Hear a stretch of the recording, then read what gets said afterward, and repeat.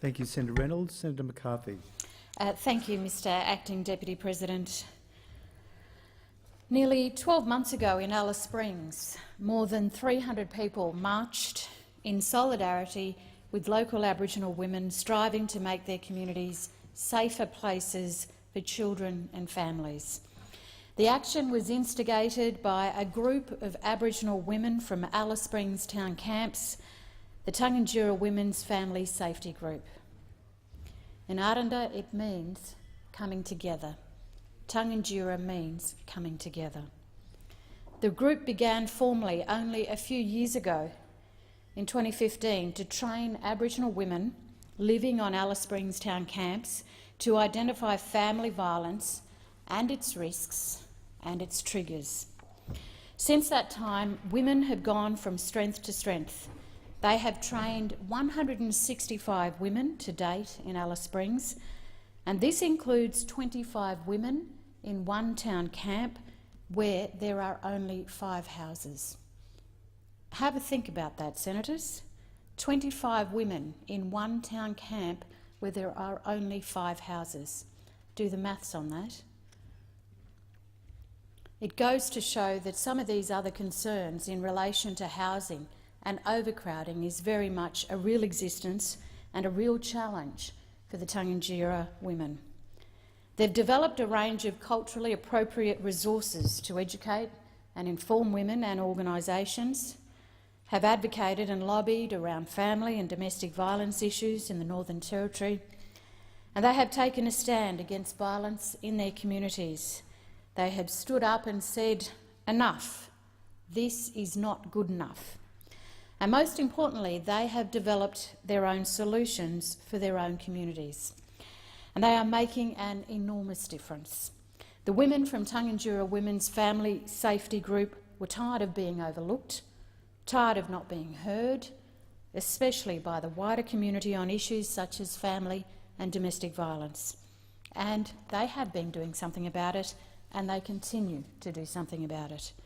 Since the success and support that they received from that march in Alice Springs last year, they have been planning to bring their message directly here to Canberra, to make sure that we, the political leaders in the Senate and in the House of Representatives, listen to their stories, but most importantly, listen to their solutions, that we learn from them and that we also support their work. After a year of fundraising, and that's what they've done, they went around and fundraised specifically for this journey to Canberra, where 11 women from the town camps of Alice Springs travelled so that Canberra could take notice of them. And to all those who are asking how did these women get to Canberra, and to all those critics who could only criticise where was this money coming from to get these women to Canberra, let me repeat for you. The women funded themselves. They believed in themselves and their families, and they funded their own trip to Canberra over the last 12 months. They came here together and they travelled together to ask us to listen to a wide range of Aboriginal voices regarding family safety and domestic violence.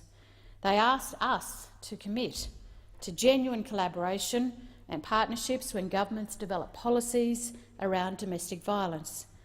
They told us clearly that Aboriginal community-based organisations need long-term, secure investment in grassroots programs. They told us Aboriginal people have family and domestic violence solutions. They have the solutions, and they must be a part of the decision-making in that process. I say to this Senate and to the members of the House of Representatives, I hope we heard them. I hope we continue to hear them.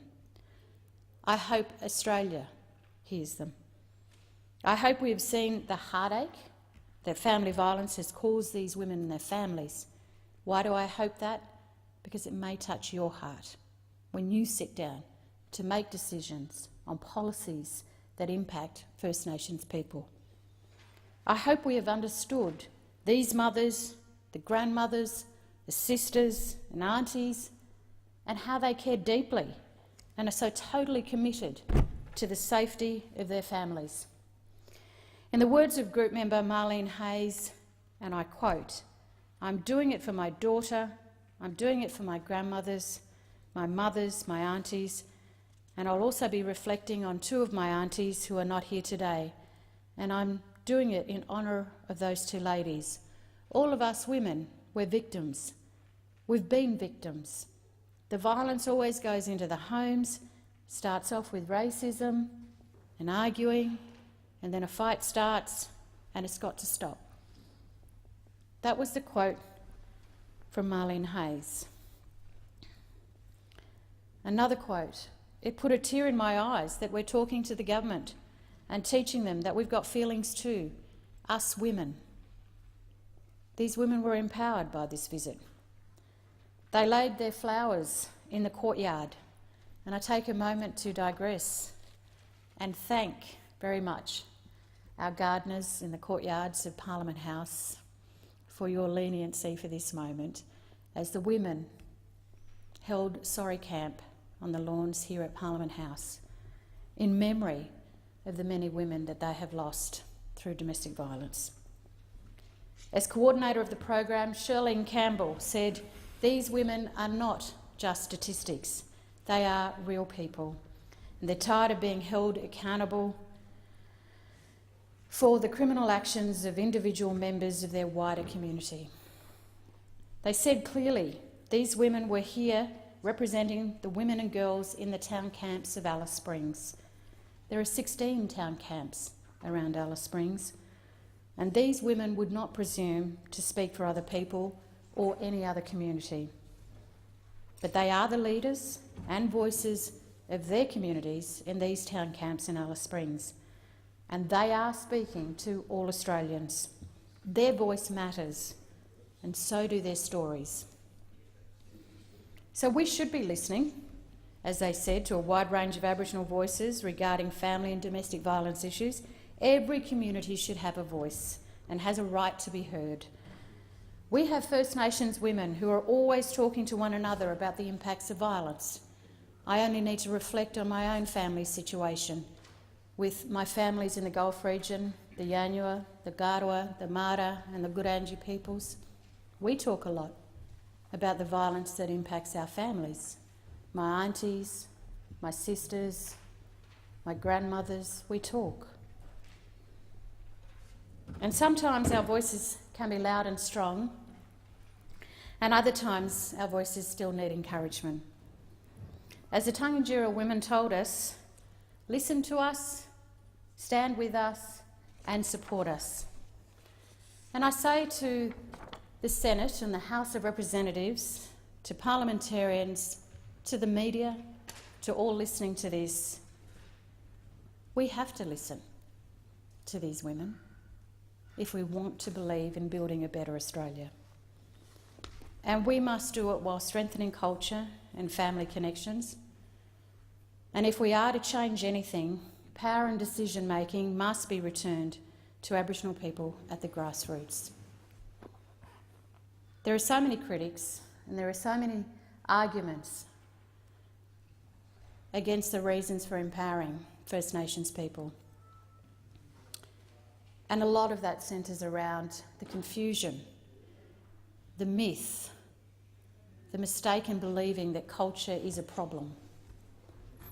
Culture is not the problem.